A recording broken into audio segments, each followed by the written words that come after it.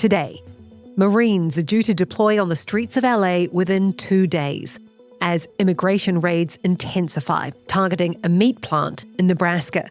And the US is set to pull personnel from the Middle East amid rising tensions with Iran as Islamic State eyes a comeback in the region.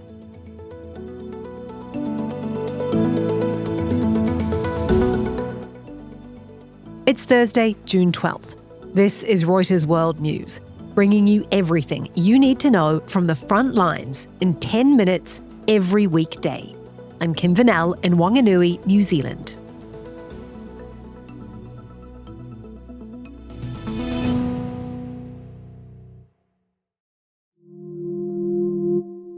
To some breaking news. An Air India plane has crashed on takeoff at the airport in Ahmedabad. That's according to local news channels. Footage showed thick black smoke near the airport and people being moved on stretchers and taken away in ambulances. For the very latest, head to our live page on Reuters.com and the Reuters app. Some 700 Marines will join National Guard troops on the streets of LA in the next 2 days, according to officials. They can detain people, although they cannot make arrests. It's now been 6 days of mostly peaceful protests in LA, with downtown remaining under a curfew. The demonstrations have spread to other cities. And hundreds more demonstrations nationwide are planned for Saturday as the immigration raids which sparked the protests continue. We'll have the latest on the raids a little later in the podcast. The US will begin evacuating some staff from the Middle East due to heightened security risks. That's according to US and Iraqi sources. That decision coming as US intelligence indicates Israel is considering a strike against Iran's nuclear facilities. Well, they are being moved out because it could be a dangerous place, and we'll see what happens. But President Trump confirming the reports without giving further details. When asked whether anything can be done to dial the temperature down in the region, Trump responded that they can't have a nuclear weapon, referring to Iran. Pentagon reporter Idris Ali is following developments. We are in a situation where Iran and the United States have been in talks about coming to a sort of nuclear deal. And so there's been this tense standoff for the past few weeks and months over these negotiations. A very important factor in all of this is Israel, which, for years has talked about how it will not allow Iran to have a nuclear weapon or a nuclear program. And so as we are seeing the development of talks not coming to an agreement, there has been a sense, will Israel finally take a military strike on Iran? And the actions we've seen today by the Trump administration in removing people, I think sort of speaks to those tensions in the region. Idris, should we expect to see more evacuations or more precautions taken? The actions taken today were pretty significant in themselves. Iraq has, one of the largest U.S. military diplomatic outposts in the region.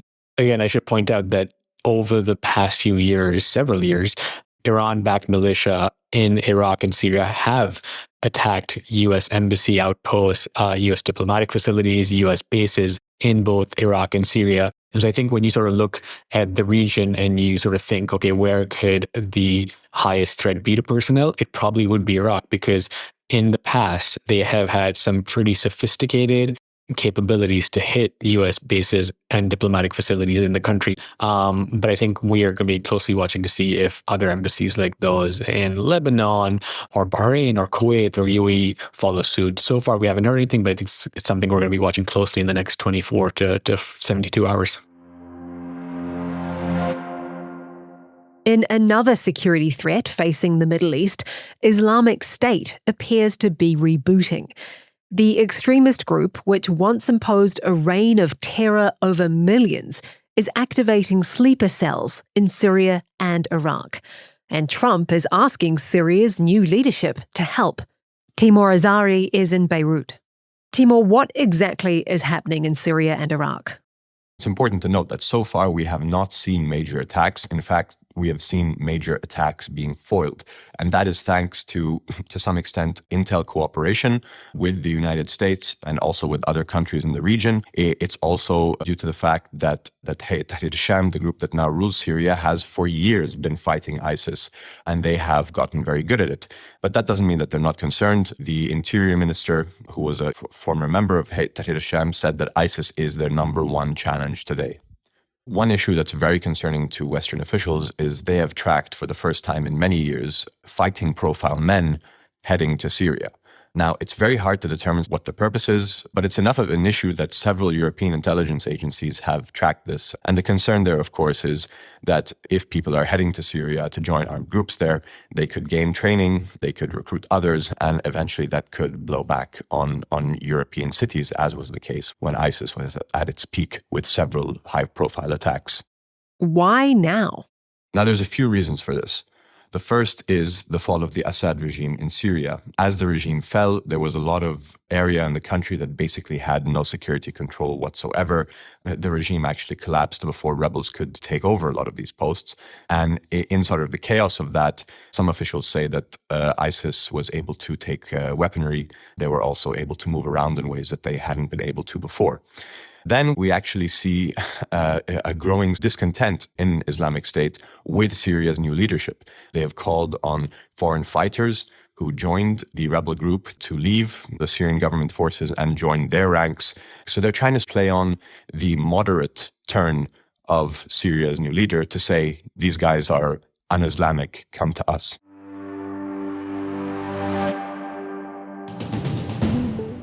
The IAEA says Iran is in breach of its non-proliferation obligations.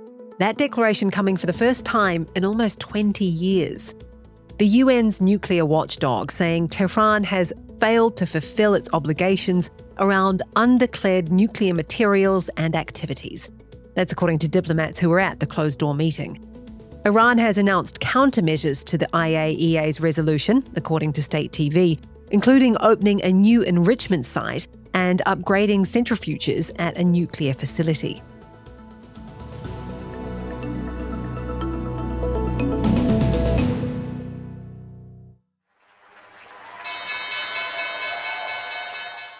We made a great deal with China. We're very happy with it. President Trump talking up his trade truce with China, but markets are less impressed. Kamal Crimmins has more. The framework agreed with Beijing removes Chinese export restrictions on rare earths minerals and allows Chinese students access to US universities. But the lack of more detail has investors unnerved. US export restrictions on high-end AI chips are still in place. And Trump is back to his unilateral style of policymaking, saying that he would send out letters in 1 to 2 weeks outlining trade terms to dozens of other countries. So global stocks and the dollar are down, and safe haven assets like gold and treasuries are up. Back to the immigration raids, which have sparked now nationwide protests. Undocumented migrants working at a meat packing plant in Omaha, Nebraska, the latest detainees, in the biggest worksite enforcement operation yet, according to Homeland Security. Ted Hesson covers immigration. Well, we know there is just this drive right now from the White House to have higher numbers of people arrested. They're saying 3,000 people a day. And for some perspective, that's 10 times the daily average under former President Biden last year. So it would be a huge increase if they reach those numbers. One way that they could get that is to focus on workplaces, as opposed to maybe going after individuals, because you may go in and in one operation be able to arrest dozens of people or even hundreds of people and just strengthen those efforts and bring in more arrests.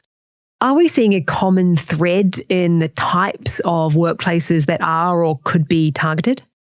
It's well known that certain industries are more likely to hire people in the country illegally, the agricultural industry, also meatpacking. So there are places where potentially if immigration officers wanted to look for people who may be deportable, they could look more closely at those places. And we haven't seen statistics that underscore that employers themselves are being targeted or being punished for hiring people who are here illegally. So I think that in the coming months, or maybe in this first year of Trump's administration, we'll start to get a better sense of how serious they are about cracking down on the people that are actually hiring the workers without legal status. How are these industries responding? I mean, you certainly hear the agricultural industry foremost has been out in front saying that they need this workforce. They have a high percentage of workers they concede who don't have legal status in the country, and they don't believe Americans would do those jobs. There's also a fear factor where people may be afraid to go to their jobs if they don't have legal status in the U.S. because they may feel that they may potentially be a target.